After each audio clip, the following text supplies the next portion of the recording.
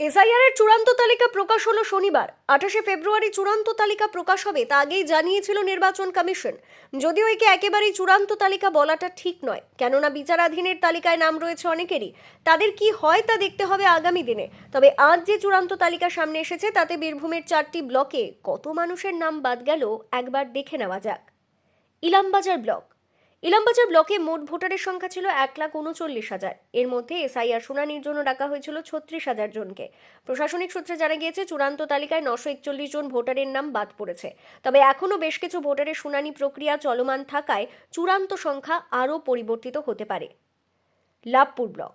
লাভপুর ব্লকে মোট ভোটার ছিলেন 1,66,452 জন। তাদের মধ্যে 29,000 জনকে এসআইআর শুনানির জন্য ডাকা হয়েছিল। চূড়ান্ত তালিকায় 7,189 জনের নাম বাদ পড়েছে বলে জানা গিয়েছে।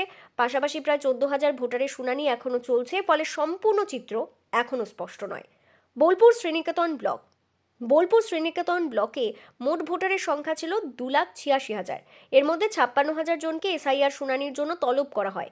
প্রশাসনিক তথ্য অনুযায়ী চূড়ান্ত তালিকায় 2,900 জনের নাম বাদ পড়েছে। তবে এখনও বেশ কিছু ভোটারের শুনানি বিচারাধীন থাকায় সামগ্রিক পরিসংখ্যান চূড়ান্তভাবে নির্ধারিত হয়নি। নানুর ব্লক। নানুর ব্লকে মোট ভোটার ছিলেন 1,74,574 জন। এর মধ্যে 33,155 জনকে এসআইআর শুনানির জন্য ডাকা হয়েছিল। চূড়ান্ত তালিকায় 264 জনের নাম বাদ পড়েছে বলে জানা গিয়েছে। যদিও এখনও 10,855 জন ভোটারের শুনানির প্রক্রিয়া চলমান রয়েছে, ফলে সম্পূর্ণ তথ্য স্পষ্ট হতে সময় লাগবে।